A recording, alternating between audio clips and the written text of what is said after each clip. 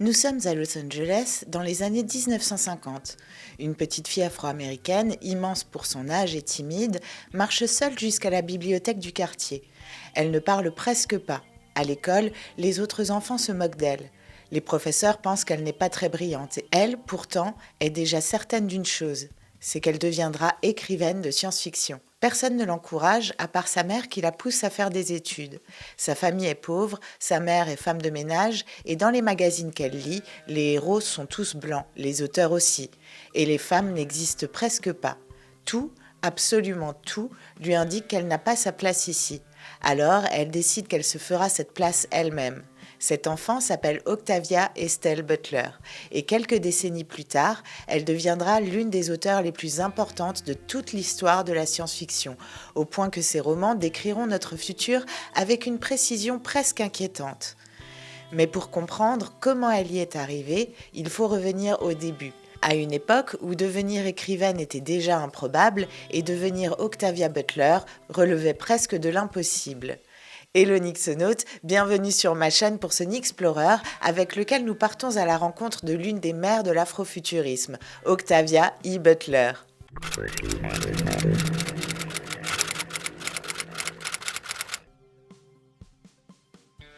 Octavia Estelle Butler naît en 1947 à Pasadena, en Californie. L'Amérique sort de la guerre, mais pas de la ségrégation. Elle grandit seule avec sa mère. Son père meurt alors qu'elle est encore bébé. Sa mère travaille chez des familles blanches riches et très tôt, Octavia comprend ce qu'il se passe. Elle regarde sa mère entrer par la porte de service, toujours la porte de service. Elle la voit baisser les yeux, être appelée par son prénom, être traitée comme si elle n'existait pas vraiment. Octavia observe tout. Elle ne dit rien, elle observe. Des années plus tard, elle expliquera qu'elle a compris là quelque chose de fondamental, qui est que le pouvoir n'est pas seulement la force, c'est aussi la position sociale acceptée par tout le monde autour. Octavia est extrêmement timide, presque pathologiquement. Elle parle peu, bégaye parfois et paraît lente à l'école. On la pense peu douée, en réalité, elle souffre de dyslexie. Mais à l'époque, personne ne le sait.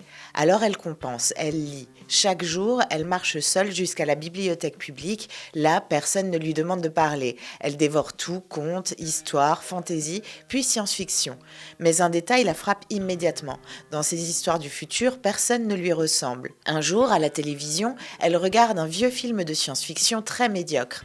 Et elle a une réaction inattendue. Elle se dit « Je peux écrire quelque chose de mieux que ça ».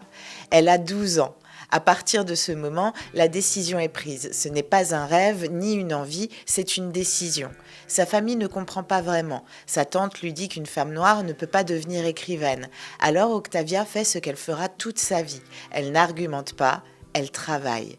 Tous les jours, elle se lève à 2 ou 3 heures du matin pour écrire avant l'école. Ce rythme, elle le gardera pendant des décennies. Elle n'a aucun réseau, aucun modèle, ni aucun privilège. Mais elle possède déjà ce qui fera d'elle une auteure unique et qui est une obsession pour la manière dont les humains traitent ce qu'ils considèrent différents et une réflexion profonde sur les rapports de domination. Et bientôt, elle va essayer d'entrer dans un milieu qui lui aussi ne l'attend absolument pas, la science-fiction américaine des années 60. À l'adolescence, Octavia E. Butler comprend quelque chose d'essentiel, que les écrivains de science-fiction ne sont pas des figures abstraites, ce sont des gens réels, vivants, et qu'il est possible de rencontrer. Elle découvre qu'il existe des ateliers d'écriture et décide d'y participer malgré sa timidité paralysante. En 1969, elle s'inscrit au prestigieux atelier Clarion, un stage intensif où de jeunes auteurs apprennent le métier auprès d'écrivains confirmés. Pour elle, c'est un choc culturel. Elle est plus âgée que beaucoup d'étudiants, l'une des rares femmes et la seule femme noire. Elle parle peu, observe énormément et doute constamment d'être à sa place. Pendant l'atelier, elle rencontre l'écrivain Harlan Ellison. Après avoir lu l'un de ses textes, il remarque immédiatement quelque chose, une manière inhabituelle de penser les relations humaines dans la science-fiction. Il l'encourage à persévérer et surtout la traite comme une auteure potentielle et non comme une curiosité. Cette reconnaissance compte énormément. Pour la première fois, quelqu'un du milieu lui dit implicitement qu'elle peut y arriver. Mais la réalité rattrape vite l'enthousiasme. Après Clarion, commencent des années extrêmement difficiles. Butler enchaîne les emplois, ouvrière, standardiste, laveuse de vaisselle, tout en écrivant chaque nuit avant l'aube, fidèle à la discipline qu'elle s'impose depuis l'enfance. Les refus éditoriaux s'accumulent, les lettres de rejet deviennent une routine. Les éditeurs ne savent pas comment classer ces textes, trop sociaux pour la science-fiction d'aventure et trop spéculatifs pour la littérature générale. Elle ne correspond à aucune case existante. Pendant près de 5 ans, elle continue malgré tout. Elle écrit, réécrit, apprend à structurer ses récits et développe peu à peu ce qui deviendra sa marque, des mondes futuristes construits non pas autour de technologie, mais autour de rapports de pouvoir, de dépendance et d'adaptation. Elle dira plus tard qu'elle n'a jamais cru au talent soudain, seulement à la persistance. Puis, en 1971, une première nouvelle est enfin acceptée pour publication, c'est Crossover. Ce n'est pas encore la reconnaissance, mais c'est une preuve, elle peut franchir la barrière. Pour Butler, ce moment confirme ce qu'elle pense depuis l'enfance, à savoir qu'écrire n'est pas un rêve inaccessible, c'est un travail quotidien qui finit par produire un résultat. Et désormais, elle ne compte plus faire autre chose. Elle vient de franchir une porte et la prochaine étape sera non pas une nouvelle, mais un roman.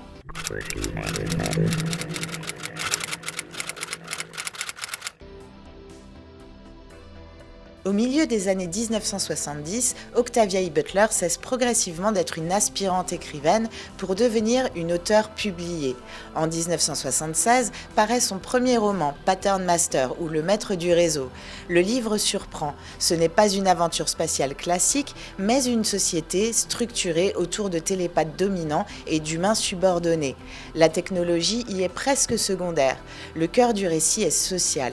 Butler ne s'intéresse pas tant à ce que l'humanité invente qu'à ce qu'elle devient lorsqu'un pouvoir apparaît. Elle développe alors ce qui deviendra la série aujourd'hui appelée Patterniste. Plutôt que raconter une simple saga chronologique, elle explore différentes périodes d'un même monde. Mind of My Mind, ou Le Motif, de 1977, approfondit la formation d'une communauté télépathique organisée comme une hiérarchie biologique, puis Survivor, ou La Survivante, de 1978, et Wild Seed, ou Mauvaise Graine, de 1980, remonte dans le temps et déplace le centre du récit vers la question de la domination et du consentement.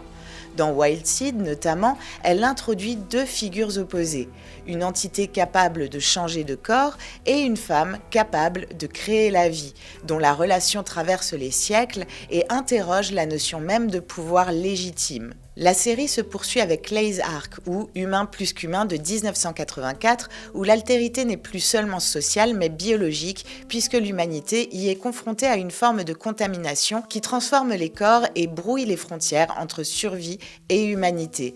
Butler y radicalise son idée centrale, qui est que s'adapter peut sauver une espèce, mais peut aussi la changer irréversiblement. À cette époque, la science-fiction américaine met souvent en scène des civilisations extraterrestres ou des technologies spectaculaires. Butler, elle, fait presque l'inverse. Elle traite les sociétés humaines comme si elles étaient des espèces biologiques, soumises à des dynamiques d'adaptation, de symbiose et de prédation. Ces livres deviennent des expériences de pensée sur la hiérarchie, c'est-à-dire pourquoi certains dominent, pourquoi d'autres obéissent, et surtout pourquoi ces structures se reproduisent même quand personne ne les souhaite vraiment. Son travail commence alors à attirer l'attention. Les critiques remarquent une voix inhabituelle, difficile à classer. Ni space opéra, ni littérature générale, ni manifeste politique explicite, mais quelque chose d'autre qui utilise la science-fiction pour examiner les comportements humains avec une précision presque anthropologique. Butler n'écrit pas pour prédire l'avenir, elle écrit pour comprendre les règles invisibles qui organisent déjà le présent. Cette approche va bientôt produire un roman qui changera définitivement sa place dans la littérature. Une histoire où la science-fiction ne se déroule plus dans le futur, mais dans le passé. En 1979, Octavia E. Butler publie un roman très différent de tout ce qu'elle a écrit jusque-là. C'est Kindred, ou Lien de sang. Cette fois, il n'y a ni planète lointaine, ni télépathe, ni futur. L'histoire suit Dana, une femme noire vivant dans la Californie contemporaine, soudainement projetée à plusieurs reprises dans une plantation esclavagiste du 19e siècle. Butler utilise un mécanisme typique de la science-fiction, le déplacement temporel, mais pour explorer non pas l'avenir, mais la mémoire historique. Le livre déroute les éditeurs comme les lecteurs. Certains libraires ne savent pas où le ranger. Science-fiction, roman historique ou encore littérature générale. Pourtant, c'est précisément cette ambiguïté qui fait sa force. Butler supprime la distance confortable entre présent et passé. L'esclavage n'est plus un sujet d'étude, mais il devient une expérience vécue au présent. La protagoniste ne peut pas observer l'histoire de loin, elle doit survivre à l'intérieur même du système qui l'a produite. Avec Kindred, Butler démontre que la science-fiction n'est pas seulement un genre tourné vers demain, mais un outil pour comprendre aujourd'hui. Le roman devient progressivement une œuvre majeure étudiée dans les écoles et les universités, bien au-delà du lectorat habituel de la SF. Pour beaucoup de lecteurs, c'est la première rencontre avec la science-fiction sans qu'ils réalisent immédiatement qu'ils en lisent. Ce succès change profondément sa carrière. Butler n'est plus simplement une auteure prometteuse du milieu spécialisé, elle devient une voix littéraire à part entière. Et désormais, elle va utiliser cette reconnaissance pour écrire les livres les plus ambitieux de sa vie. Des romans qui ne parleront plus seulement du pouvoir ou de l'histoire, mais de l'avenir même de l'humanité. Après le succès de Kindred, Octavia E. Butler pourrait continuer dans cette voie. Mais au lieu de cela, elle entreprend l'un de ses projets les plus ambitieux, la trilogie Xenogenesis dans les années 1980. L'Aube ou Dawn de 1987, L'Initiation ou Adulthood Rights de 1988 et Imago de 1989 ont ensuite été rassemblés en 1989 dans le recueil intitulé Xenogenesis, puis dans un autre recueil intitulé Lilith's Brood en 2000. L'histoire débute après une guerre nucléaire ayant presque anéanti l'humanité. Les survivants sont sauvés par une espèce extraterrestre, les Oankali. Mais ce sauvetage a un prix puisque pour survivre, les humains devront fusionner biologiquement avec eux. Il ne s'agit plus de coexistence ni d'invasion mais d'intégration. L'humanité ne disparaît pas, elle devient autre. Avec cette série, Butler abandonne définitivement les conventions classiques du premier contact. Les extraterrestres ne sont ni ennemis ni alliés, ils ne comprennent simplement pas pourquoi les humains tiennent autant à rester humains. Pour eux, l'humanité possède une contradiction fatale, qui est une intelligence élevée combinée à un instinct hiérarchique destructeur.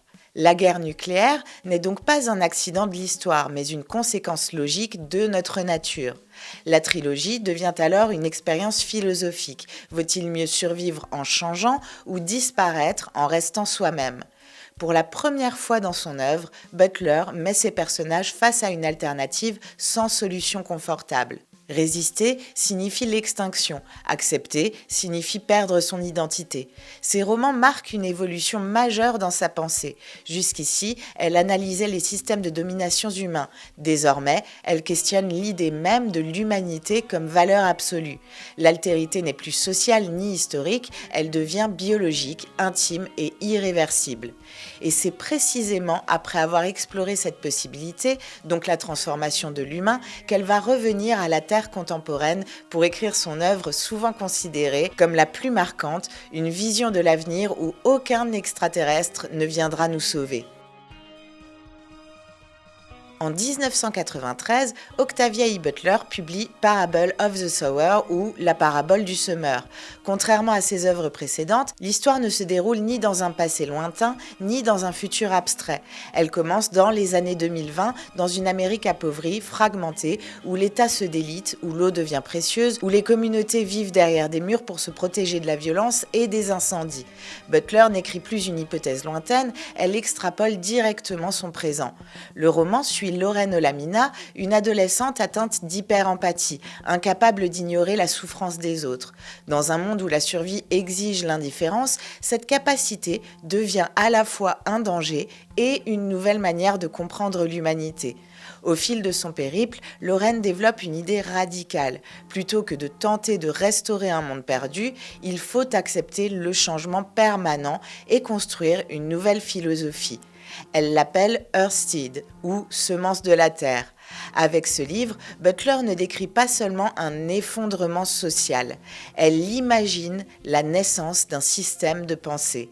Là où ses romans précédents analysaient les hiérarchies ou les mutations biologiques, Parable of the Sower propose une réponse, à savoir l'adaptation consciente. Pour Butler, l'humanité ne survit pas grâce à la force, mais grâce à la capacité à changer volontairement. Le roman prend une dimension particulière au fil des années. Beaucoup de lecteurs y reconnaissent des éléments devenus familiers, comme le dérèglement climatique, la privatisation de la sécurité ou encore la radicalisation politique.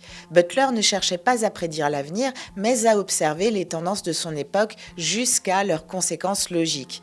Pourtant, pour un grand nombre de lecteurs contemporains, le livre donne l'impression d'avoir été écrit pour aujourd'hui. Mais je vais m'arrêter là puisque la dernière vidéo était une chronique au sujet de ce roman. Je t'invite à la regarder si ce n'est pas encore fait. Les liens sont en description. Elle poursuit cette vision en 1998 avec Parable of the Talents ou La parabole des talents, qui explore la difficulté de transformer une idée en société réelle.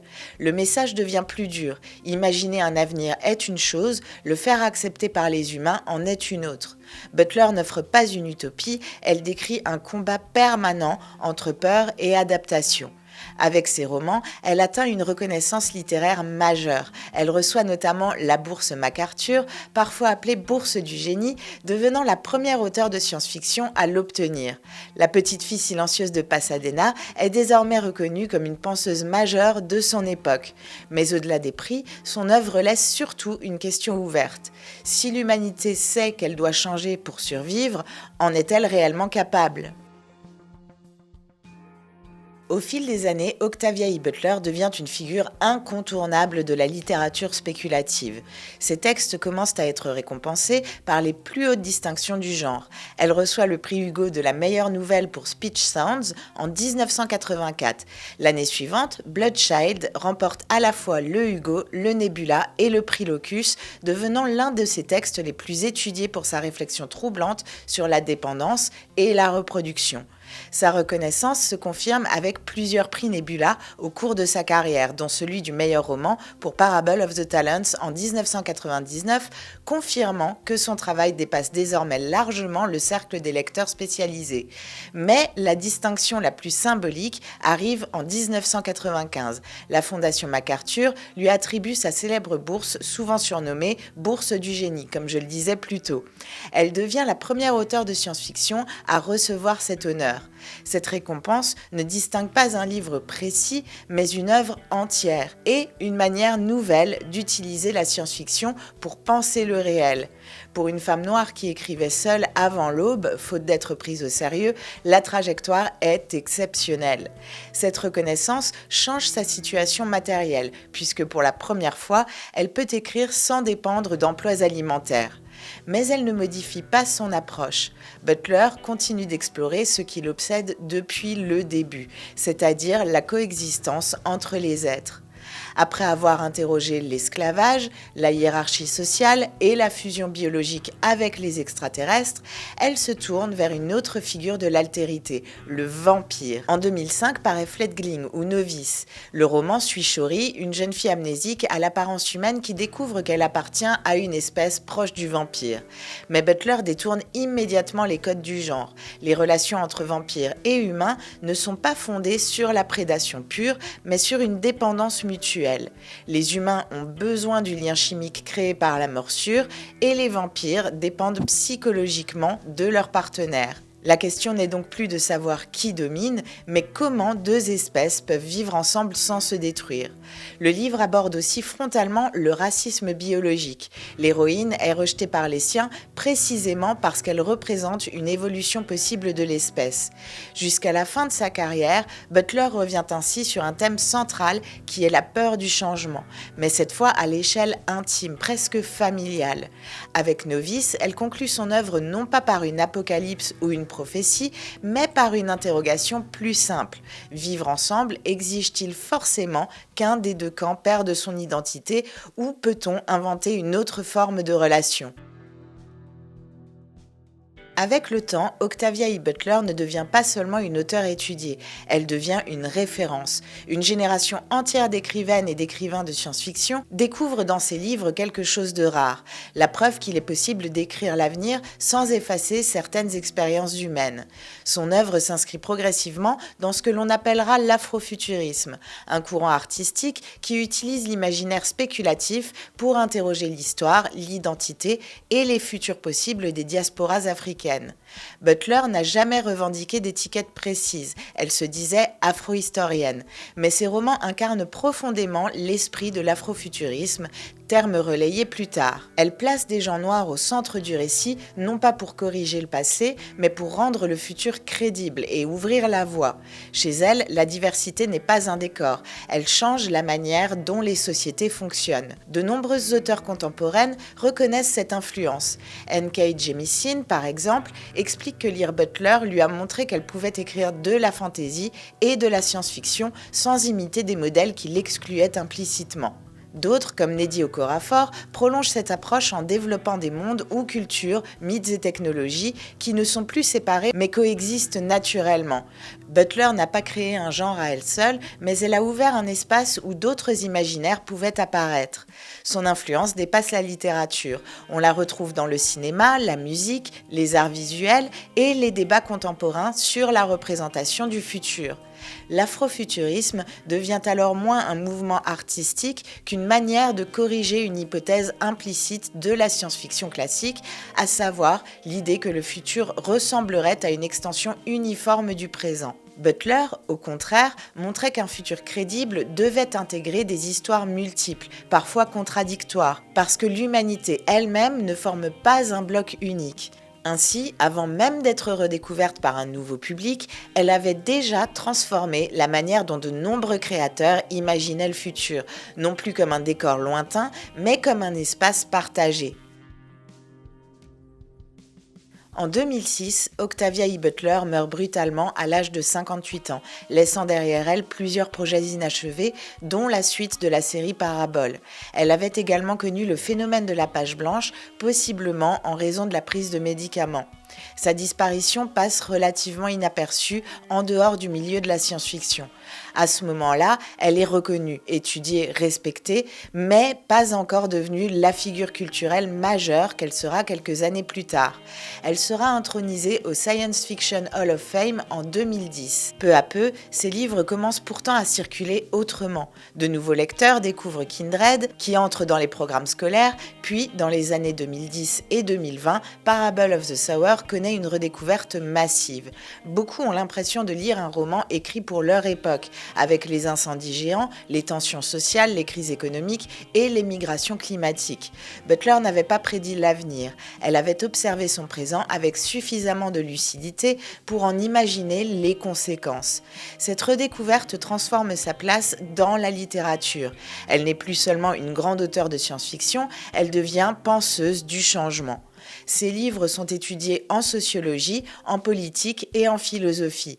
Des écrivains contemporains revendiquent son influence et son œuvre devient un point de référence pour parler d'altérité, d'adaptation et de coexistence. Ce qui frappe surtout rétrospectivement, c'est la cohérence de toute sa trajectoire, depuis l'enfant silencieuse observant sa mère passer par les portes de service jusqu'aux visions d'une humanité forcée d'évoluer pour survivre.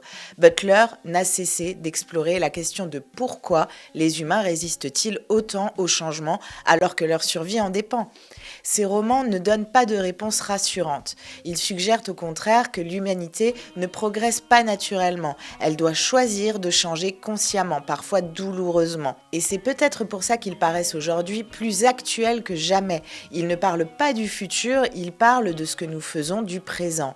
Peut-être que le plus troublant chez Octavia Butler n'est pas qu'elle ait imaginé des mondes étranges, mais qu'elle ait compris le nôtre. Elle n'écrivait pas pour prédire l'avenir, elle écrivait pour nous demander ce que nous allions en faire. Et si ces livres semblent aujourd'hui si actuels, ce n'est peut-être pas parce qu'elle avait raison, mais parce que la question reste entière. Merci d'être resté jusque-là. Si cette exploration t'a plu, tu peux t'abonner, activer la cloche pour rejoindre les Nixonautes et continuer à parcourir la science-fiction autrement, par ses idées, ses auteurs et les mondes qui nous apprennent à regarder différemment.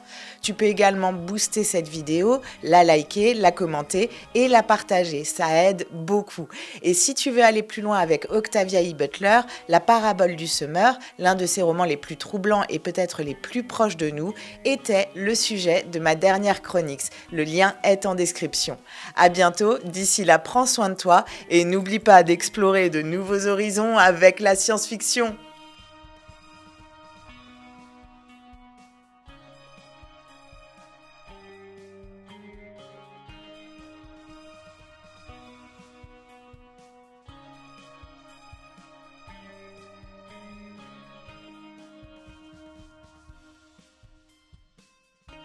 Can you prove that it didn't happen?